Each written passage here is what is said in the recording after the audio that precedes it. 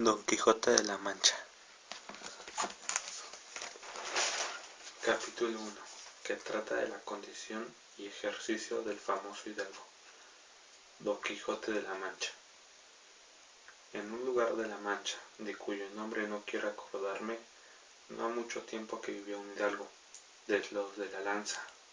en astillero, adarga antigua, rocín flaco y algo corredor, una olla de algo más, vaca que carnero, salpicón las noches, duelos y quebrantos los sábados, lentejas los viernes, algún palomín de añadidura los domingos. Consumía las 3 partes de su hacienda. El resto de ella concluía sayo de Belazarte, calzás de velludo para las fiestas, con sus pantuflos de lo mismo,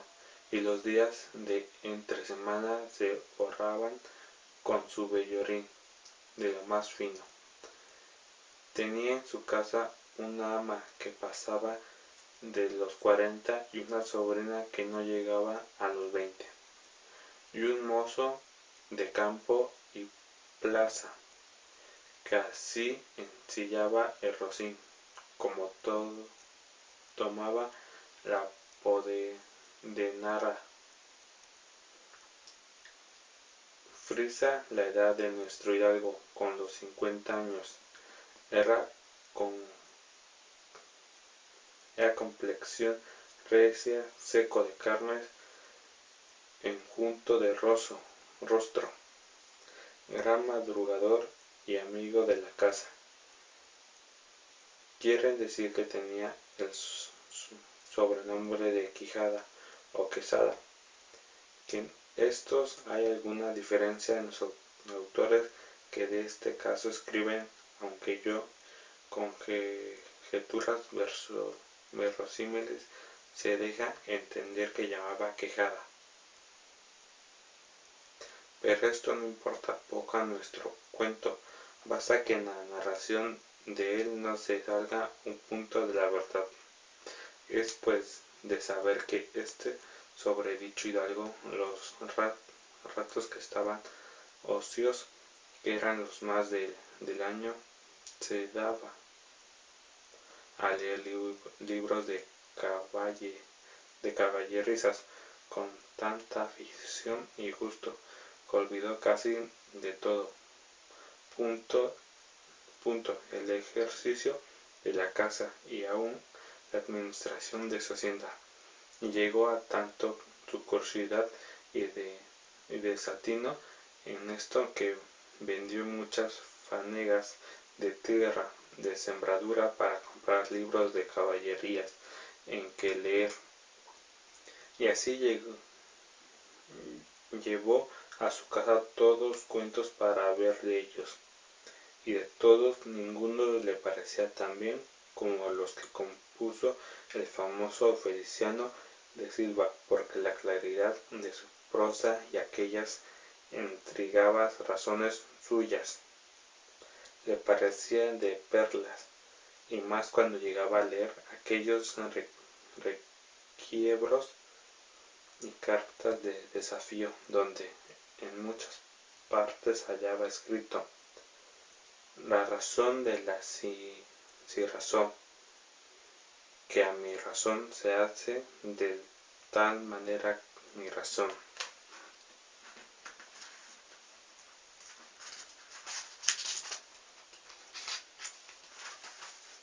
Enflaquece que con corazón me quejo de la vuestra hermosura. Y también cuando leía: los altos cielos que le da vuestra divinidad, divinamente con las estrellas, os fortifican y os hacen merecedor del merecimiento que merece la vuestra grandeza. Con estas razones perdía el pobre caballero el juicio y desvelaba por enterárselas y desentrañárselas el sentido, que no se lo sacara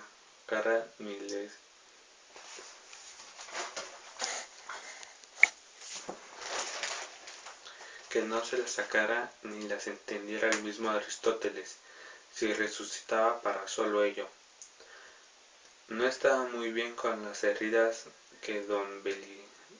Belianis daba y recibía, porque se imaginaba que por grandes maestros que le hubiesen curado no dejaría de tener el rostro y todo el cuerpo lleno de cicatrices y señales, pero con todo alababa a su autor, aquel acabar su libro, con la promesa de aquella inacabable aventura, y muchas veces le vino deseo de tomar la pluma y dalle fin al pie de la letra, como ahí se promete, y sin duda alguna lo hiciera, y algún saliera con ello, si otros mayores y continuos pensamientos no se lo estorbaba. Tuvo muchas veces competencias con el cura de su lugar, que era hombre docto, graduado en Sigüenza, sobre el cual había sido mejor caballero. Palmetrín de Inglaterra o Amanís de Gaula, más maese Nicolás Barber, del mismo pueblo, decía que ninguno llegaba al caballero de Febo, y que si a alguno se le podía comparar era don Galaur, hermano de Amadís.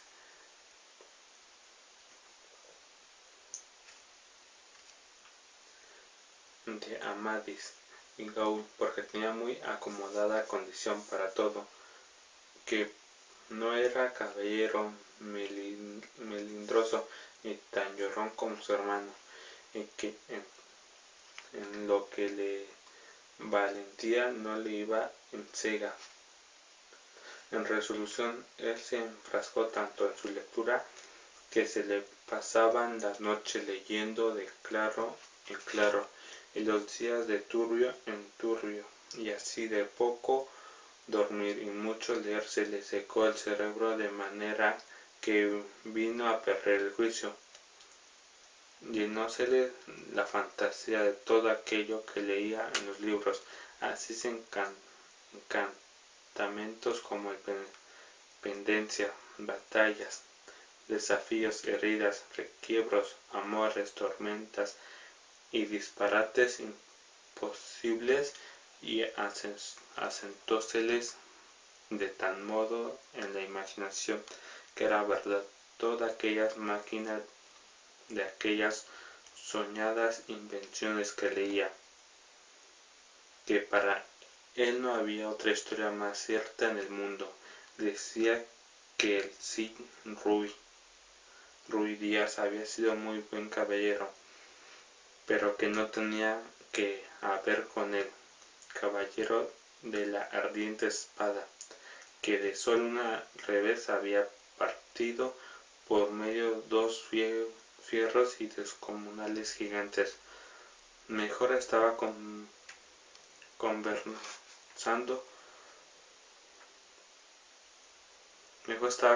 Bernardo del Carpio,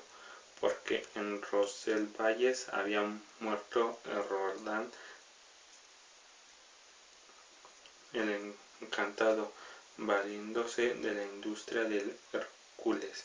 cuando ahogó antes el hijo de la tierra entre los brazos. Decía muy bien del gigante Morgan, porque con ser de aquella generación gigante que todos son soberbios y descomedidos, él solo era afable y bien criado, pero sobre todo estaba bien con reinaldos, y montaban, y más cuando le veía salir a su castillo y robar cuantos topaba, y cuando el Allende robó aquel ídolo de Mahoma, que era todo de oro, según dice su historia, diera él por dar una mano de coces al traidor de Galalón, el ama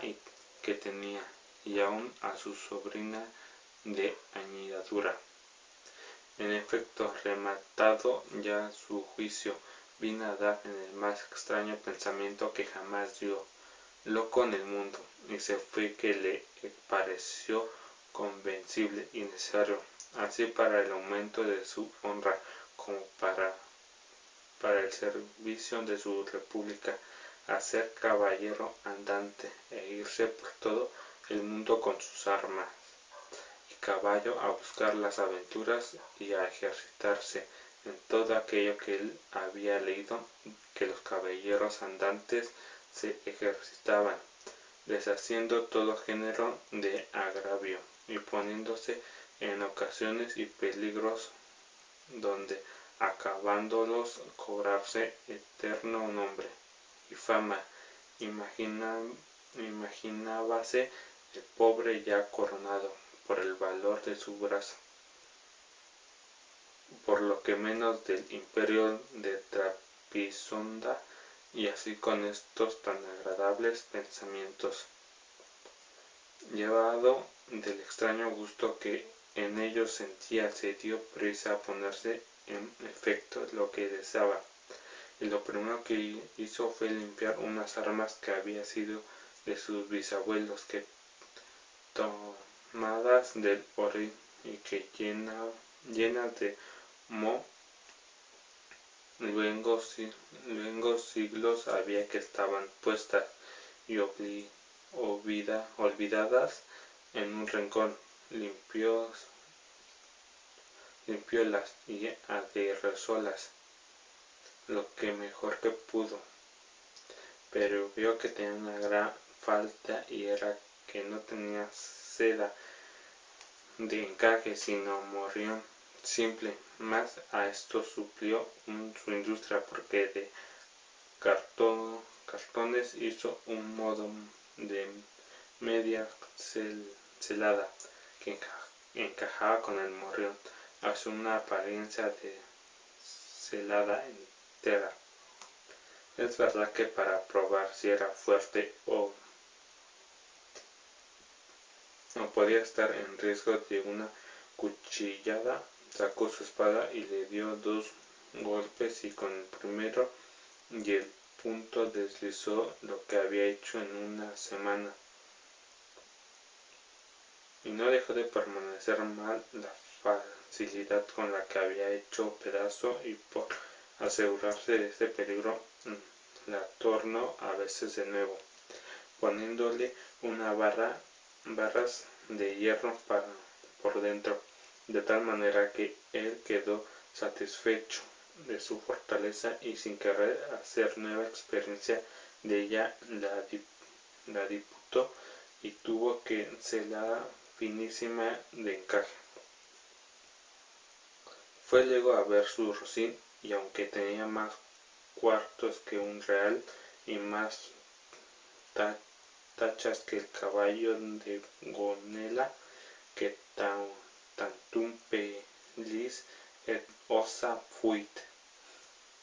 le parecía que ni el bucéfalo de Alejandro ni Babieca el del Cid, con el parecido que con él se inauguraban. 4 días se le pasaron en imaginar qué nombre le podría, porque según decía él a sí mismo, no hay razón que el caballero tan famoso y tan bueno, él por sí estuviese sin nombre conocido, y así procuraba acomodarse de manera que declararse que había sido antes que fuese de caballero andante, y lo que era él entonces, pues estaba muy puesto en razón que mudando su señor estaba estado mudarse él también el nombre y de cobrarse famoso y de estruendo, como convenía de la nueva orden y el nuevo ejercicio que ya profesaba. Y así, después de muchos nombres que formó, borró y quitó, añadió, deshizo y tornó a hacer su memoria e imaginación al fin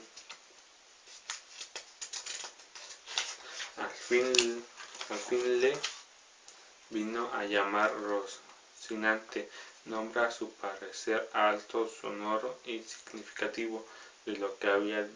sido cuando fue Rocín antes de lo que ahora era, que era antes el primero de todos los Rocines del mundo. Puesto nombre y tan a su gusto a su caballo, quiso ponérsele a sí mismo, y en este pensamiento duró otros 8 días, y al cabo se vino a llamar Don Quijote, de donde, como quedaba dicho, tomaron ocasión los autores de esta tan verdadera historia, que sin duda se debía de llamar Quijada y no Quesada, como otros quisieron decir, pero acordándose que el valeroso Amadís no sólo se había contentado con llamarse Amadís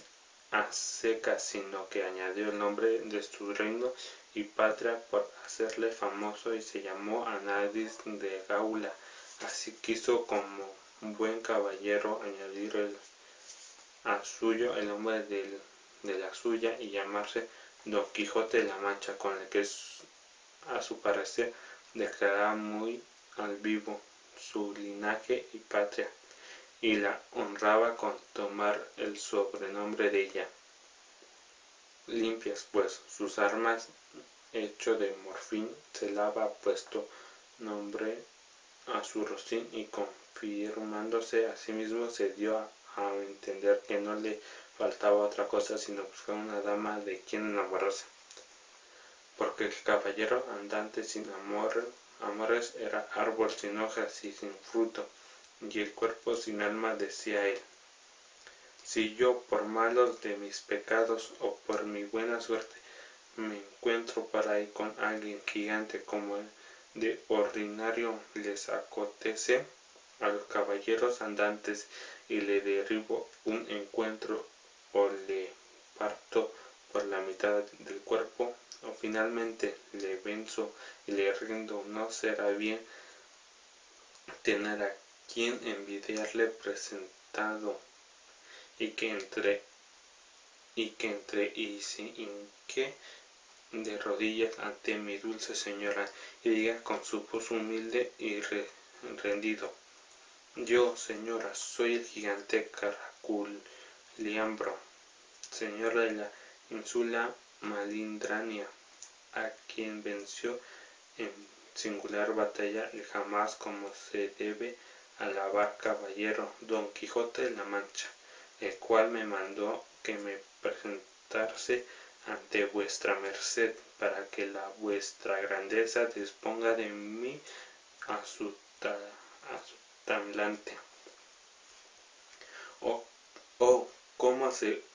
holgó nuestro buen caballero cuando hubo hecho de este discurso, y más cuando halló a quien dar nombre de su dama, y fue a lo que se cree que en lugar de que cerca de suya había una moza labradora de mucho buen parecer, de quien él un tiempo anduvo enamorado, aunque según se entiende ella jamás lo supo ni se dio cata de ello, llamase Aldosa Lorenzo, y a ésta le pareció ser bien darle título de señora de sus pensamientos, y buscándole nombre que no desdije mucho del suyo, y que tirarse y se encaminase al de princesa y gran señora, vino a llamarla Dulcinea del Toboso, porque era natural que el Toboso, nombre de su parecer músico y peregrino y significativo como todos los demás que a él y a sus cosas había puesto.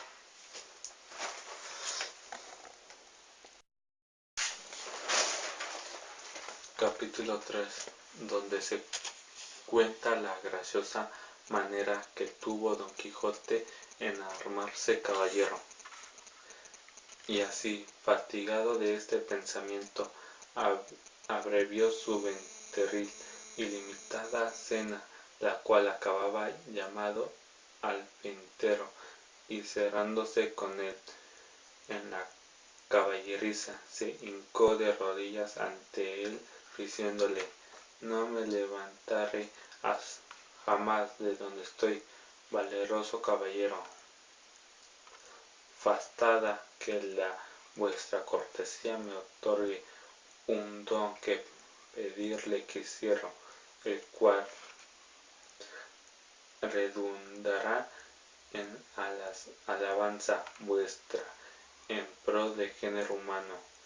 El ventero, que vio a su huésped a sus pies y oyó semejantes razones, estaba confuso, mirándole sin saber qué hacerse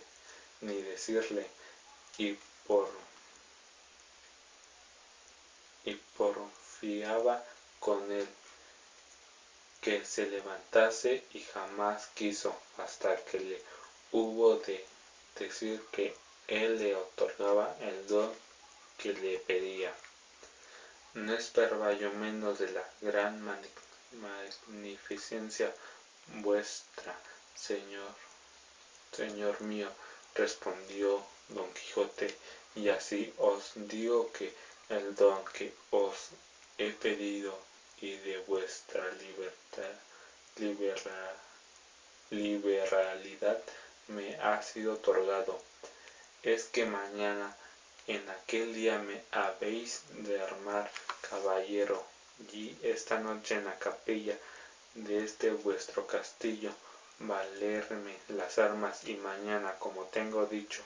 que cumplirá lo que tanto deseo, para poder, como se debe, ir por todas las 4 partes del mundo buscando las aventuras en pro de los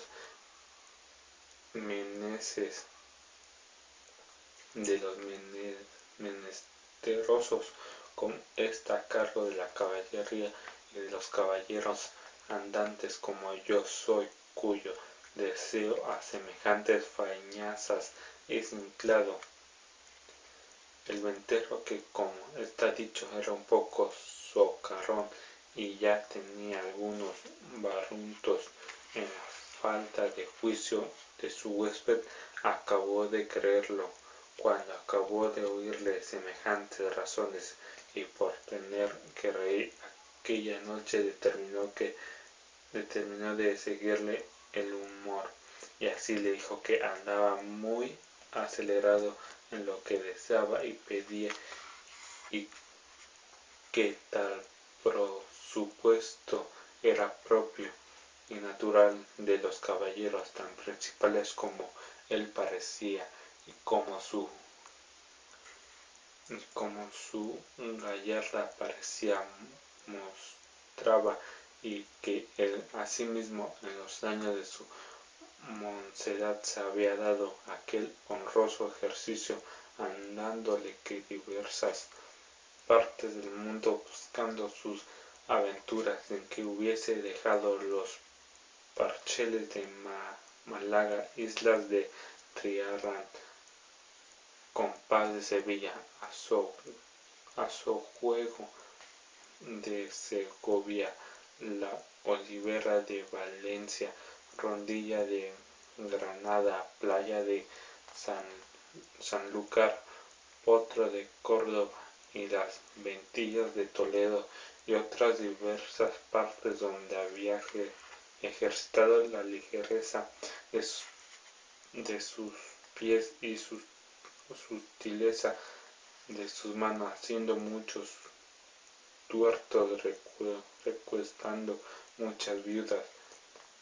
deshaciendo algunas doncellas, engañando a algunos pupilos, y finalmente dándose a conocer por cuantas audiencias y tribunales hay casi en toda España, y a que en el último se había venido a recoger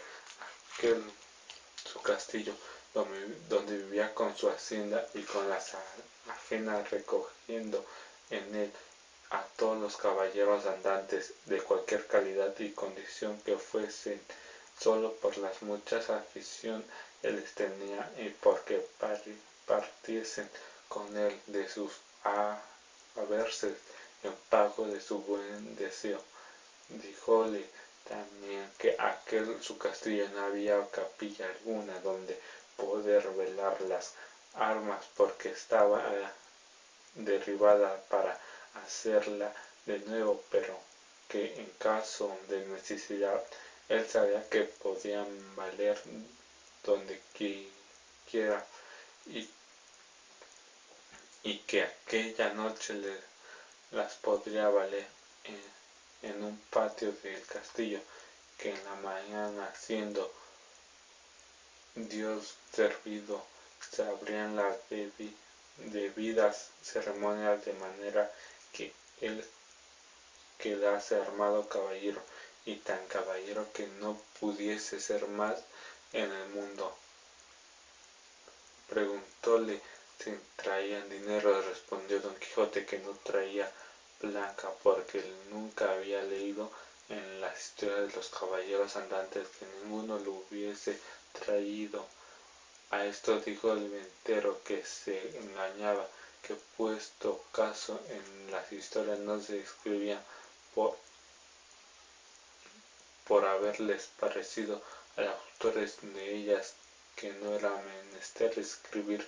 una cosa tan clara y tan necesaria de traerse como eran dineros y camisas limpias. No por eso se había de creer que no los trujeron, y así tuviese por cierto, y averiguando que todos los caballeros andantes de que tantos libros estén llenos y atestados, llevaban bien herradas las bolsas, por lo que pudiesen sucederles, y que asimismo llevaban camisas y una arqueta pequeña llena de ungüentos para curar las heridas, y una arqueta pequeña de ungüentos para curar las heridas,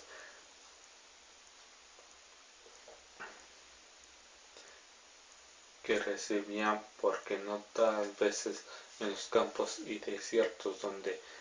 se combatían y salían heridos sabían quién los curarse, si ya no era que tenían algún sabio encargado por amigo, que luego los socorría, trayéndolo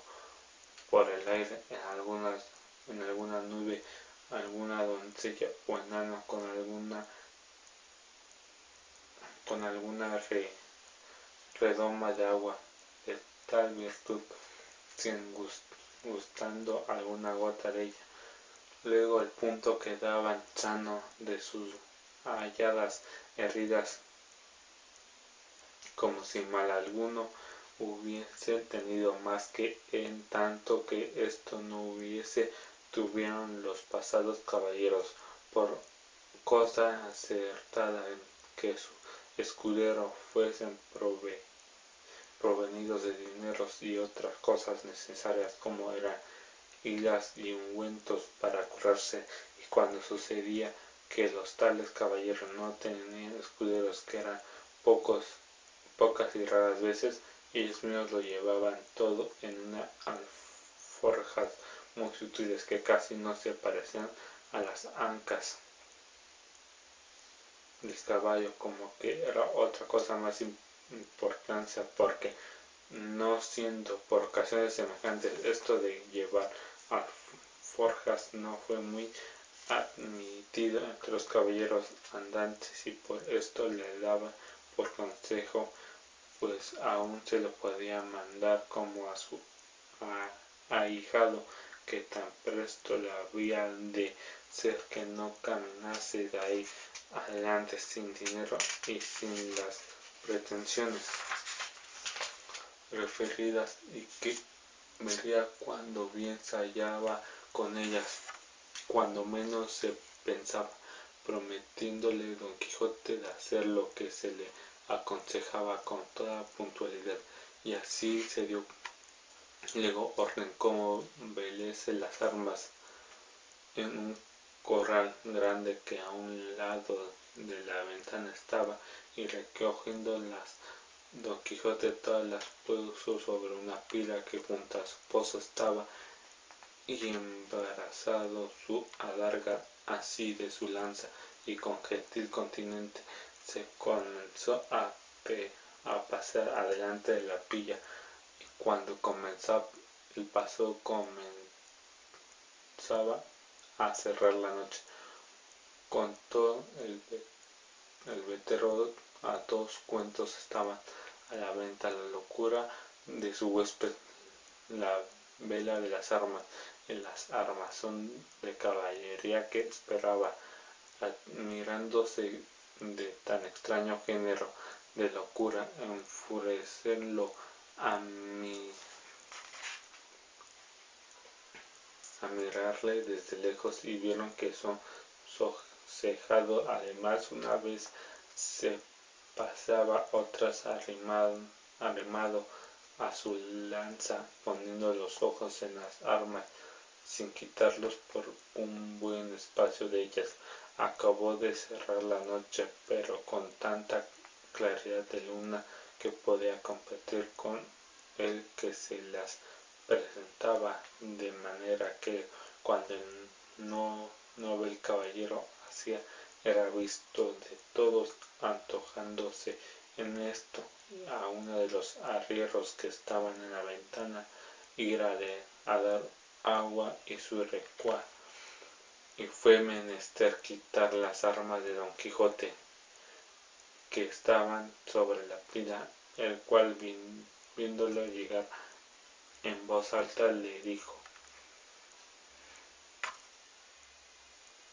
oh tú quien quiera que sea, atrevido caballero, que llegas a tocar las armas del más valeroso andante que jamás se ciñó espada, mira lo que haces y no las toques, si no quieres dejar la vida en pago de tu atrevimiento. No se cura el arriero de estas razones,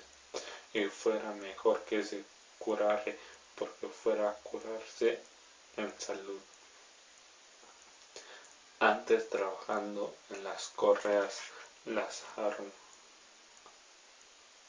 arrojó un gran trecho de sí, la cual, visto por don Quijote, alzó los ojos al cielo y puso el pensamiento a lo que parecía en una señora Dulcinea. Dijo: acorredme, señora mía, en esta primera enfrenta a este vuestro avasallo pecho se le ofrece, no me desfalles en este primero, trainte vuestro favor y amparo. Y diciendo estas y otras semejantes razones, soltando la adarga, alzando la lanza a dos manos, y dicho con ella tan gran golpe al arriero en la cabeza que le derribó en el suelo tan maltrecho, que decía que segundara con otro no hubiera necesidad de que el maestro que le curara. Hecho esto, recogió su arma y tornó a pasarse con el mismo reposo que primero, desde ahí a poco, sin saber lo que había pasado, porque aún estaba aturdido arriero. Llegó otro con la misma intención de dar agua a sus mulos, y llegando a quitar las armas para desembarazar las pilas, sin hablar don Quijote palabra y sin pedir favor a nadie, soltó otra vez la adarga y lanzó una vez la lanza, y sin hacerle pedazos hizo más de 3 la cabeza del segundo arriero, porque se la abrió por 4 al Al ruido acudió toda la gente de la venta y entre ellos el ventero.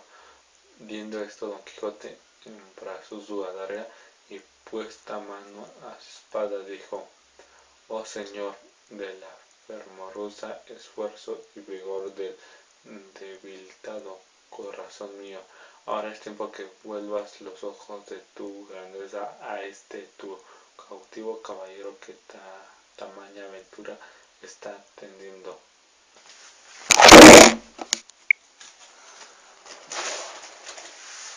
Con esto cobró a su parecer tanto ánimo que si le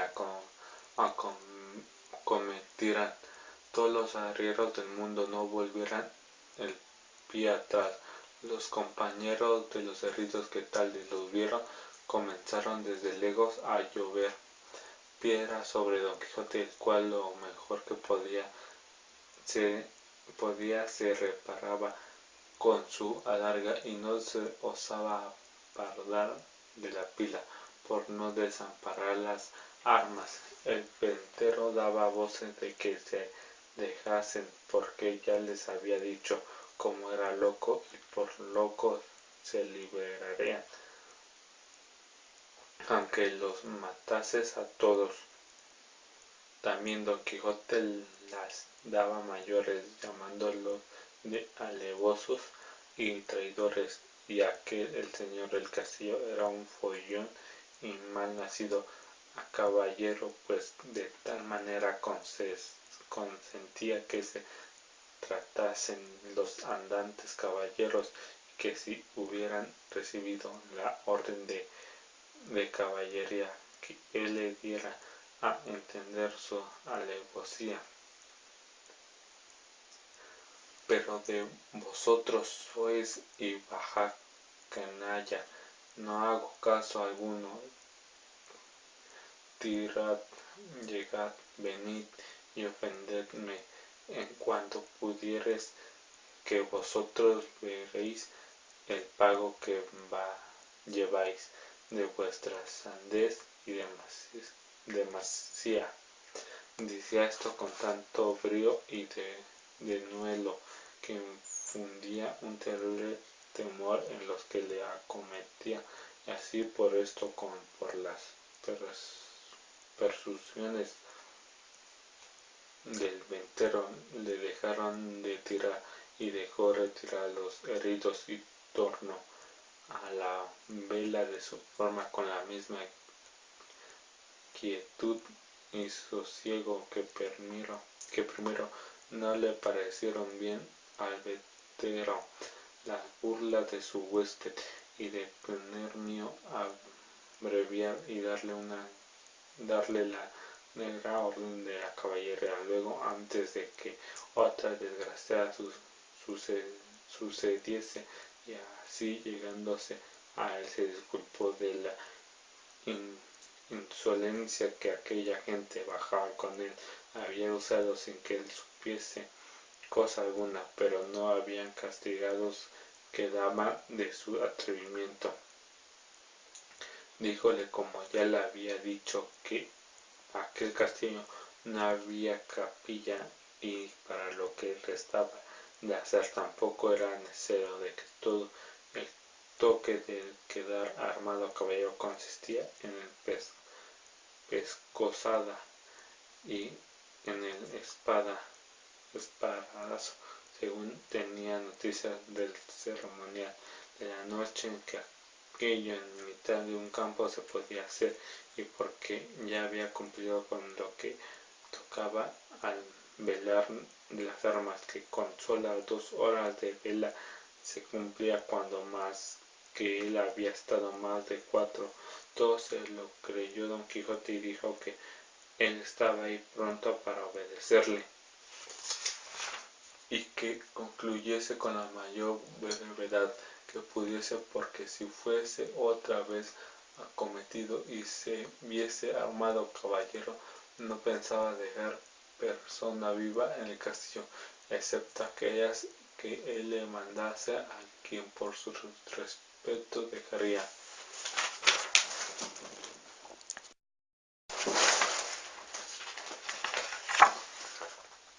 capítulo 2, que trata de la primera salida que de su tierra hizo el ingenioso Don Quijote. Hechas, pues, estas prevenciones, no quiso aguardar más tiempo a poner en efecto su pensamiento, apretándole a ello la falta que él pensaba que hacía en el mundo su tardanza, según eran los agravios que pensaba deshacer, truenos que enderezar sin razones que enmendar, y abusos que mejorar, y deudas que satisfacer, y así sin dar parte a persona alguna de su intención, y sin que nadie la viese, una mañana antes del día, que era uno de los calurosos del mes de julio, se armó de todas sus armas, subió sobre Rocinante, puesta su mal compuesta celada, embarazó su adarga, tomó su lanza, y por la puerta falsa de un corral salió del campo, con grandísimo contento y alborozo de ver cuánta facilidad había dado principio a su buen deseo.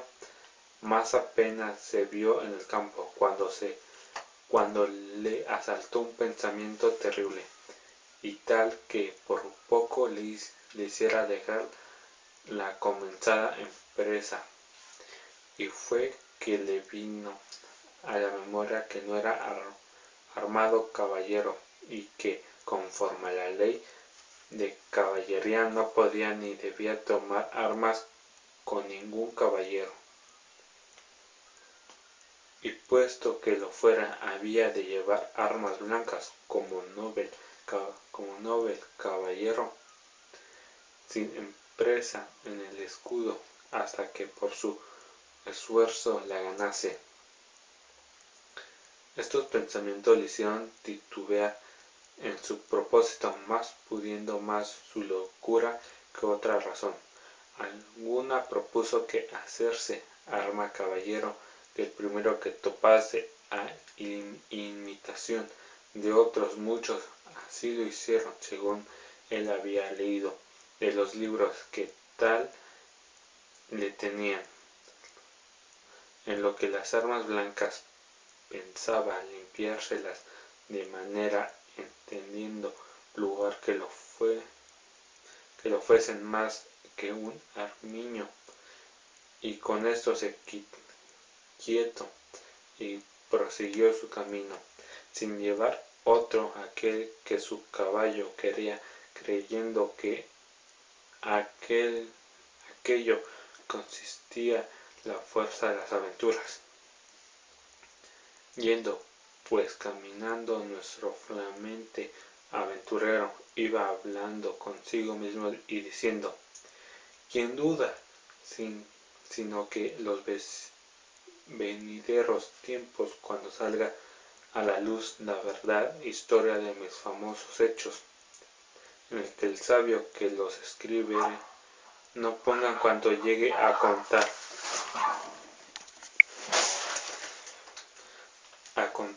esta mi primera salida,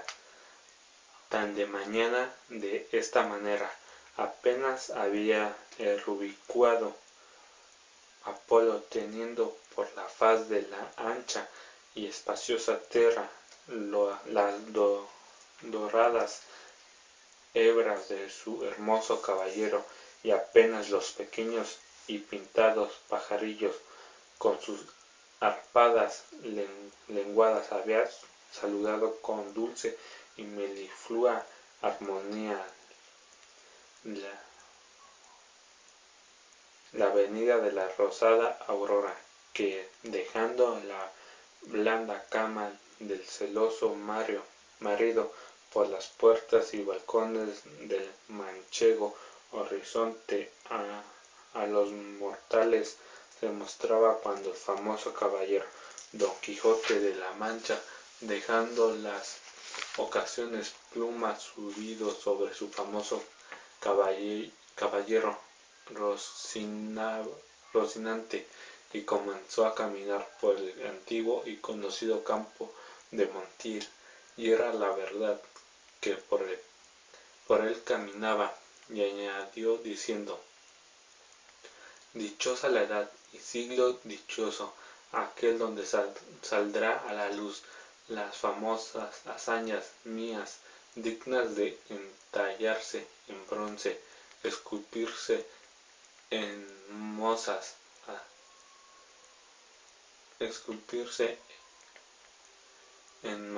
mármoles y pintarse en tablas para memoria en lo futuro. Oh, tú, sabio encantador, quien quiera que seas, a quien te ha tocar el ser corvio, encantador,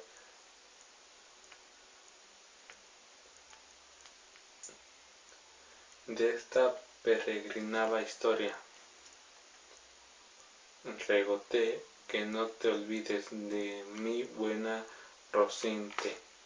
compañero eterno mío en todos mis caminos y carreras.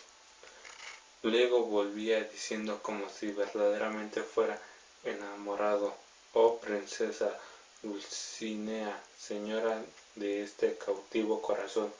mucho agravio me habedes fecho en despedirme y reprocharme con el riguroso afincamiento de mandarme no para hacer antes la vuestra hermosura. Plegaos, señora de membraros de este vuestro sujeto corazón, que tantas cuitas por vuestro amor padece. Con esto iba ensartado otros disparates, todos al modo de los que sus libros le habían enseñado, imitando en cuanto podía su lenguaje, y con esto caminaba tan despacio y en el sol entraba tan apresa y con tanto adorno que fuera bastante a derretirle los sesos si algunas tuviera. Casi todo aquel día caminó sin acontecerle cosas que de contar fuese, de lo cual se desesperara, porque quisiera tomar luego con quien hacer experiencia del valor de su fuerte brazo. Autores hay que dicen que la primera aventura que le vino fue la del Puerto Lápice, otros dicen que la de los molinos del viento, pero lo que yo he podido averiguar en este caso, y lo que he hallado escrito en los anales de la Mancha, es que él anduvo todo aquel día, y al anochecer su Rocín y él se hallaron cansados y muertos de hambre, y que miraron a todas partes por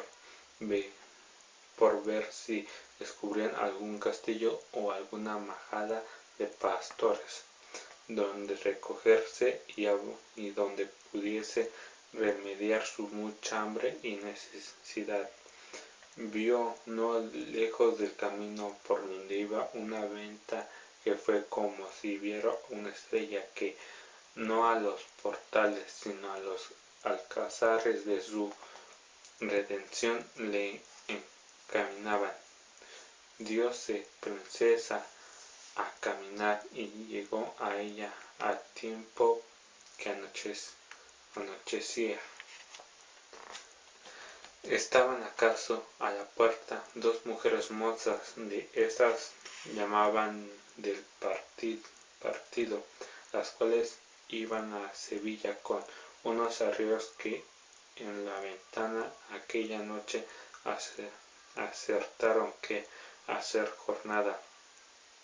y como a nuestro aventurero todo cuanto pensaba veía o imaginar le parecía ser hecho y pasar a modo de lo que había leído. Luego que vio la ventana, se le representó que era un castillo como sus 4 torres y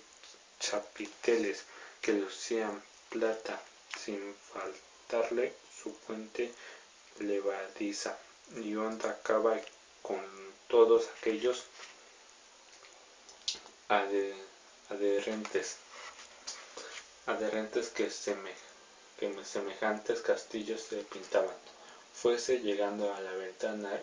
que a él le parecía castillo, y poco trecho de ella detuvo las riendas de Rocinante, esperando que algún enano le pusiese entre las almenas a dar señal con algún trompeta de que llegaba caballero al castillo. Pero como vio que se trataba de que Rocinante se daba prisa por llegar a la caballeriza, se llegó a la puerta de la ventana y vio a las 2 doncellas mozas que ahí estaban, que a él le parecieron 2 hermosas doncellas o 2 graciosas damas, que adelante de la puerta del castillo se estaban solazando. En esto sucedió acaso que un porqué que andaban recogiendo de unos rastrojos una manada de puercos, que sin perdonar así se llaman, tocó un cuerno, a cuya señal ellos se recogen, y al instante se le presentó a Don Quijote lo que deseaba, que era que algún enano hacía señal de su venida, y así con extraño contento llegó a la ventana, y las damas, las cuales, como vieron venir un hombre de aquella suerte armado y con lanza y adarga, llenas de miedo se iban a entrar en la venta, pero Don Quijote, coligiendo por su huida su miedo, alzándose la visera del papelón y descubriendo su seco y polvoroso rostro, con gentil talante y voz reposada les dijo: no fuyan las vuestras mercedes, ni teman desaguisado alguno. Cae la orden de caballería que profeso, no toca mi atañe fecerle a ninguno, cuando más a tan altas doncellas como vuestra presencia demuestra. Mirábanle las mozas y adelantaban con los ojos buscándole el rostro, que la mala visera le descubría, mas como se oyeron llamar doncellas, cosa tan fuerte de su profesión, no pudieron tener la risa, y fue de manera que Don Quijote vino a correrse y a decirles: bien parece la mesura en las hermosas, y es mucha sandez. Además, la risa que le debe causa procede, pero no vos lo digo porque os acudéis ni mostrades mal alante, que el mío non es de que de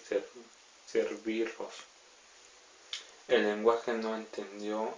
de las señoras, y el mal talle de nuestro caballero acrecentaba en ella la risa y en él el enojo. A pesar muy adelante, si aquel punto no saliera,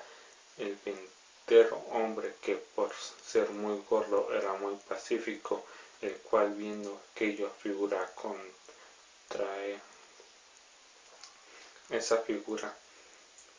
contrahecha armas de armas tan desiguales como era la brinda, lanza, adarga y coselete, no estuvo en nada al acompañar a las doncellas en las muestras de su contento, mas en efecto, terminando la máquina de de tantos percheros, determinó de hablarle comedidamente, y así le dijo: si vuestra merced, señor caballero, busca posada, amen del techo,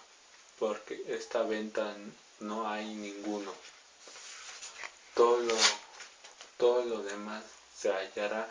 en ella en mucha abundancia. Viendo Don Quijote la humildad del alcaide de la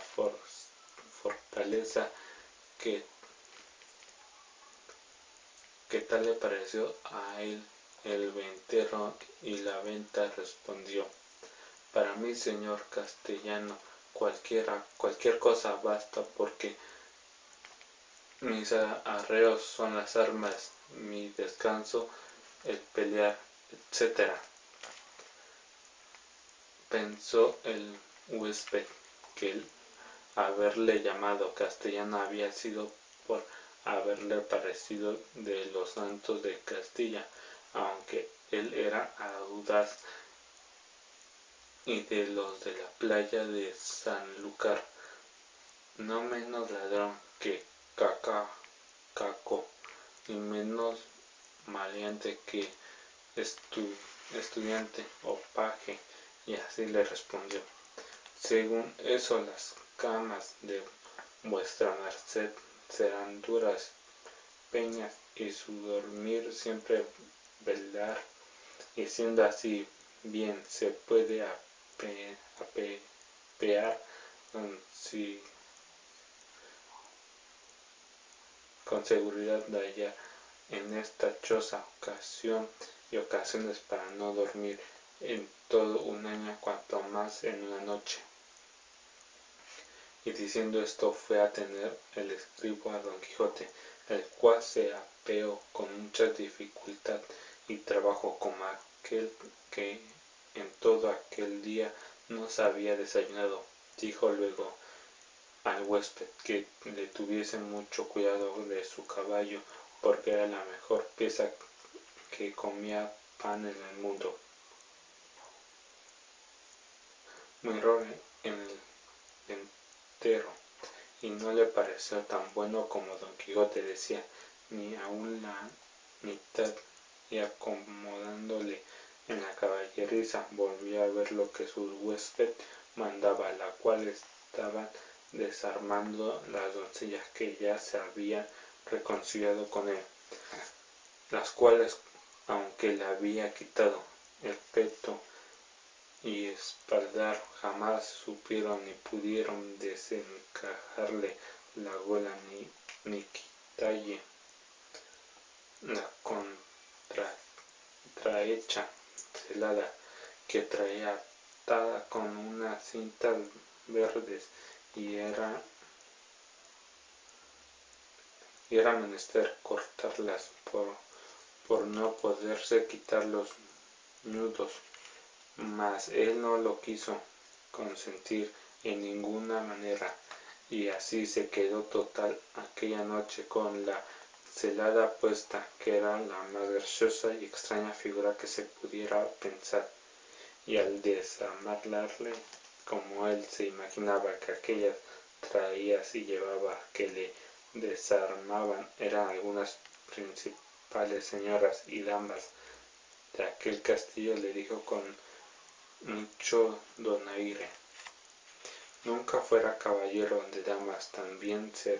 servido como fuera Don Quijote, cuando de su aldea vino doncellas curaban de él princesa de su Rocín. Oh Rocinante, que este en nombre es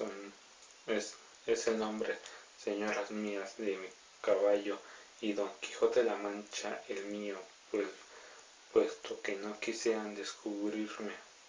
fastas que las fazañas fechas en vuestro servicio, y me descubrieran las fuerzas de acomodar. Al propósito presente, este romance viejo de Lazarote ha sido causa que sepáis mi nombre antes de toda antes de toda sazón. Pero tiempo vendrá en que las vuestras señorías me manden y yo obedezca, y el valor de mis brazos descubra el diseño que tengo de seres vivos. Las mozas, que no están hechas a oír semejantes retóricas, no respondían palabras, solo le preguntaron si quería comer alguna cosa, cualquiera llantaría. Yo respondió Don Quijote, porque a lo que entiendo me habría mucho caso. Y dicho hacer viernes aquel día, y no había en toda la venta sino unas raciones de un pescado que en Castilla llaman abadejo y en el Andalucía bacalao y en otras partes curradillo y en otras truchuela. Preguntarle si por ventura comería su merced truchuela, que no había otro pescado que dalle a comer. Como haya muchas truchelas, respondió Don Quijote, podrán servir de una trucha, porque eso me da que me den 8 reales en sencillo, que en una pieza de 8, cuanto más que podrían ser que fuesen de estas truchuelas, como la ternera, que es mejor que la vaca, y el cabrito que el carbón, pero sea lo que fuera, venga luego que el trabajo y el peso de las armas no se puede llevar sino el gobierno de las tripas. Pusiéronle la mesa a la puerta de la venta por el fresco y trujóle del huésped una porción del mar remojado y peor cocido bacalao y un pan tan negro y mugriento como sus armas, pero era material de gran risa verle comer, porque como tenía puesta la celada y alzada la bizarra, no podía poner nada en la boca con sus manos, si otro no se lo daba, y ponía así una de aquellas señoras servía de este menester.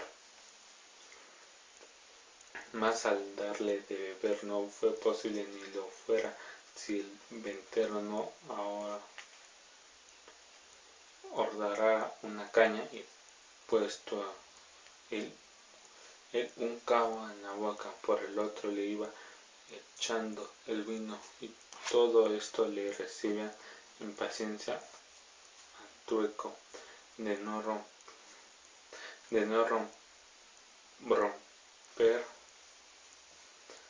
romper las cintas de la celda. Estando en esto llegó acaso a la venta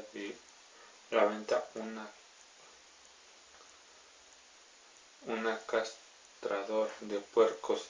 y así como llegó sonó su silbato de cañas 4 o 5 veces, con lo cual acabó de confirmar Don Quijote que estaba en algún famoso castillo, y que le servían con música, y que el abadejo era truchas, el pan candeal, y las rameras damas, y el ventero